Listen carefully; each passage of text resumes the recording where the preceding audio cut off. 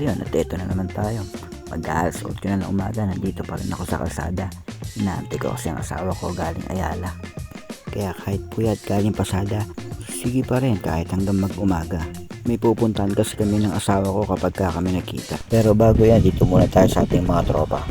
Bisitahin muna natin ang ating mga kaututang dila. Akin nga palang ipapakilala ang 4 na malulupit na lagarista. Nangunguna dyan si Boboy Pate nga pala, Red Horse lang ang may tama. At sumunod si Alan Castro, sobrang tumalaba. At sumunod naman si Jonathan, mamaya na ako uwi, inaantay ko pa si Chris. At ang panghuli, si Bapang Arnel, natoy kaya biya pagkatapos maka 260, chill lang sa Ivory. Meanwhile, At yan, pumasok muna kami sa loob ng McDo, nakapagkwentuhan muna ako dito kay parang Boboy. Medyo mainit na kasi sa labas eh. At ayun, maya maya lang may pumasok na booking. Di na rin ako nag-antay ng matagal, konti lang naman yung order na to eh. Tapos yun, kinuha ko na. Nasa lubong ko pa si Idol Ralph ko. Kunti ko pang mabangga. Hindi na ako nagpatumpik-tumpik pa, dinala ko na agad sa bagtong pagkain. Tsaka medyo sumisikat na sobra yung araw, masakit na sa mata. Hirap talaga kapag kapuyat. Bali sa mga oras na to, nagchat na yung asawa ko. Malapit na raw siya. Kaya itong biyahe na to, huling biyahe na to. Bali pagkahatid ko sa deliver na to, antayin ko na lang daw siya dumating, malapit na raw kasi siya eh. Kaya tara, banatan na natin, baka mabanatan pa ng iba. Bali kwento ko na rin yung pupuntahan namin. Ang pupuntahan nga pala namin, yung kinuha naming bahay at lupa. Sa isang bagong gawang subdivision, doon sa may bandang Balite. Kinuha namin siya noong 2021 pa. Bali natapos na namin bayaran yung down payment. Medyo malaki rin yung down payment, tsaka mabigat din talaga. Pero ayos lang. Kahit na ganon, at least may resulta, diba? Kahit matagal.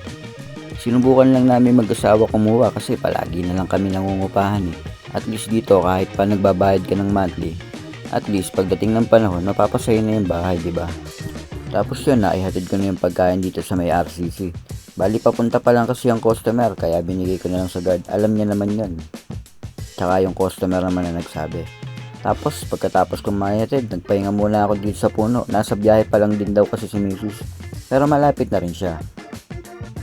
Walang yan mukha yan, sambagawa yan, parang nilukot ng pusa ba. Tapos yun, habang nag-aantay, Facebook muna ang person. Salamat sa Diyos at napakaganda ng araw. Tingnan nyo naman yung langit to, asul na asul.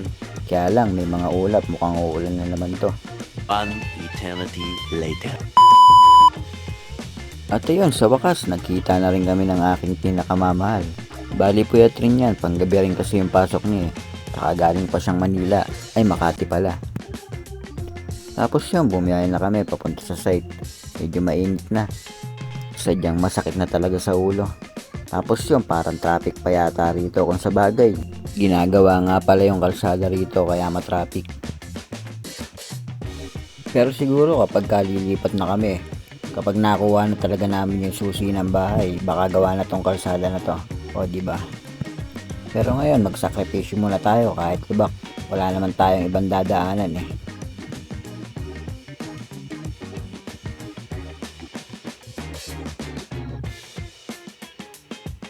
At ayun na nga, nakarating na nga kami rito sa subdivision.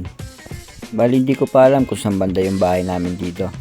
Kaya nagtanong-tanong muna ako sa mga gwardiya rito at sa mga tao kung saan banda yung blocking lot namin. Baka namin, kala mo, sarili mo talaga eh, no? Okay. Yan yung block 9 lot 78. Block 9 lot 78. Dito mo na kasi yan. Parang yung magulat mo. Tapos nagtanong nga kami, hindi naman daw nila alam, puntahan na lang daw namin at hanapin. May mga sign naman daw sa taas ng pinto eh, kaya madali lang mahanap. Bali ang totoo, pagpasok pa lang namin dito, ibang ligaya na nararamdaman ko, parang na-amaze ako, di ako makapaniwala. Biruin mo yun, dati-dati nangangarap lang magkaroon ng bahay kahit tulugan. Pero ngayon, eto, palapit na ng palapit at malapit na naming matirahan. Konting panahon na lang, mapupunta na rin sa amin to. Kung sa ibang tao, napakaliit na bagay lang to. Pero para sa aming mag-asawa, isa to sa pinakamalaking achievement naming dalawa. Nasa haba-haba ng panahon na palagi kami nangungupahan. Yung pangarap namin magkaroon ng sariling bahay kahit hulugan pa ng ilang taon.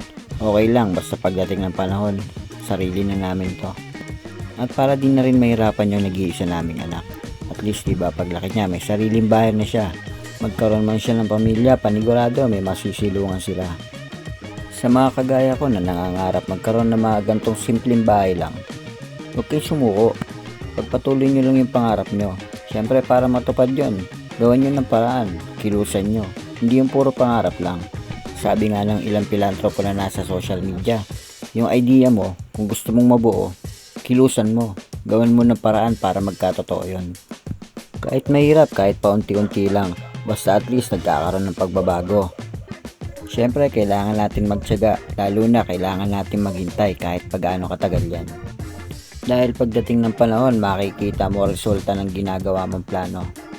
Yung ideyang nasa utak mo, di mo alam, nagkakatotoo na pala. Kaya wag ka basta-basta susuko sa pangarap mo. Dahil kapag subuko ka, isa ka sa mapapabilang sa mga natatalo. Tapos yun, nung nakita na namin yung bahay, umalis na kami. Ang problema, hindi kami nakapasok sa loob. Nakalak pa kasi, tsaka wala pa doorknob. Wala pa rin yung susi sa amin, kaya bawal patignan yung loob. Bali lumibot muna kami, dito kami dumaan sa may likod, yung banda sa court. Tinignan namin yung court, ayun o, hindi pa pala gawa. Tapos yung tangke, napakalaki pala o. Yun o, napakalaki ng tangke o.